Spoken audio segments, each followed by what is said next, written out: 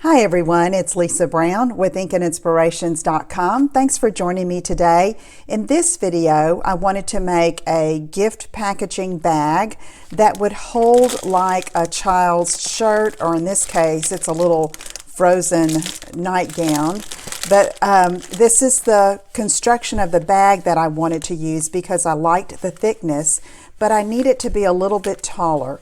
Well, with this particular bag, you can adjust the height by just adjusting the score line here. This is just the designer paper flipped over from a score line, and if I want it higher, I'm just going to score a more narrow line up here. So let me try that.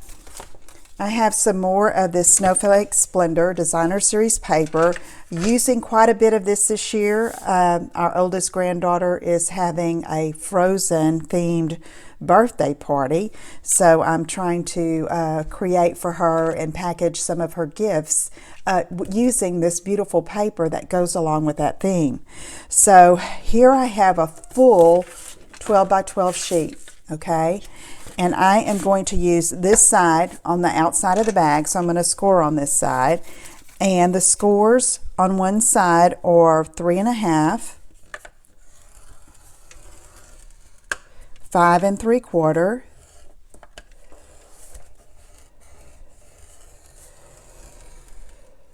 9 1/4,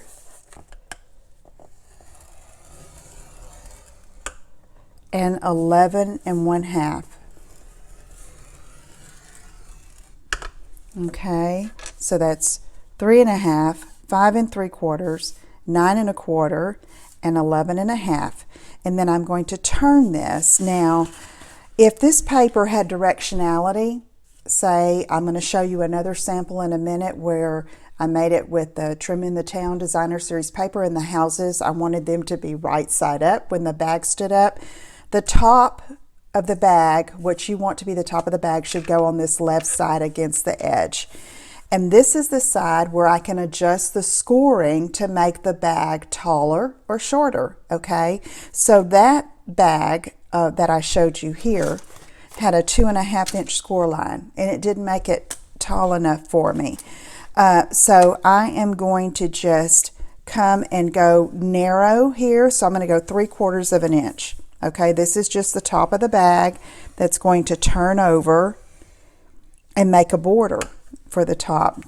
And so now I'm going to go down to 9 1/2 for the bottom score. Okay, let's move the Simply Scored out of the way, and then we're going to burnish these score lines with our finger, and then I can use my bone folder too. I like to kind of gently fold it over first so I don't make a wrong big heavy crease mistakenly on a wrong piece of the paper. All right, so there are the sides. Here's the bottom, okay, and then this is the top, and it's going to flip down this way and make that little border along the top. Okay, so now I need to do a little trimming. So I'm going to flip this over, and I'm going to cut off this narrow rectangle formed by these intersecting score lines. This is going to give us our tab here that's going to connect the bag together. All right, so now I'm going to cut up on each of these score lines up to that 2.5 inch score, and it's going to make the box bottom. Now, to make it a little neater on the bottom, and so these tabs aren't so big, on these two wide ones, I cut off about 1/2 inch. Okay.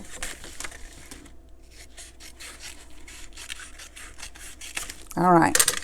So now, let's go ahead and assemble this.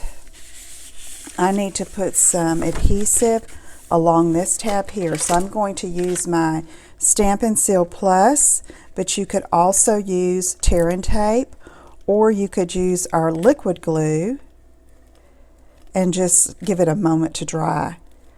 the Stampin' Seal, the regular Stampin' Seal would work, but you know, we are in a humid climate in Texas, and so I want it to have a good stick. Sometimes I need to use the strongest adhesive that I can.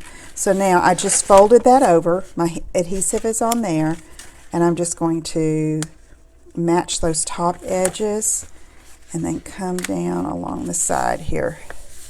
Okay, and give it a good crease.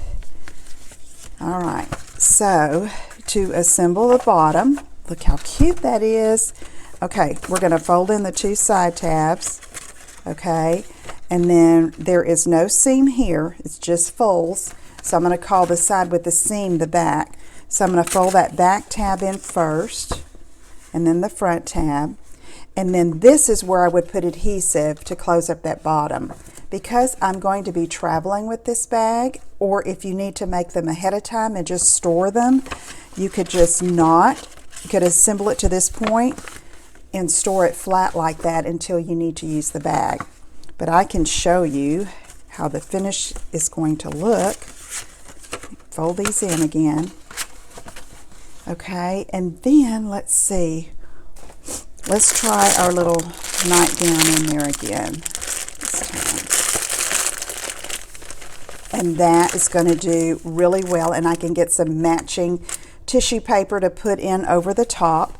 And then I've made a little tag using some of the designer paper and some of the one of the snowflake dies, and I just cut that from Highland Heather and went over it with the Wink of Stella. You see the shimmer?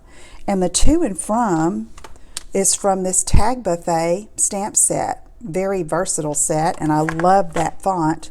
So I'm just going to, it's our glue dot right there. I can go ahead and put that right on the front, and I'll write her name and from us on there later. Okay? All right, so let me show you the other sample made in more traditional Christmas colors. You see this? I did it the same dimensions, that 3/4 inch at the top. I think it looks really cute. I just cut a house from the designer paper along with a sentiment, and I left the bottom open so that I can travel with this. Show and pull these out. Okay, and it'll travel just like that. All right, if you have any questions, let me know. Visit my website at inkandinspirations.com, and I'll see you again soon. Take care. Bye-bye.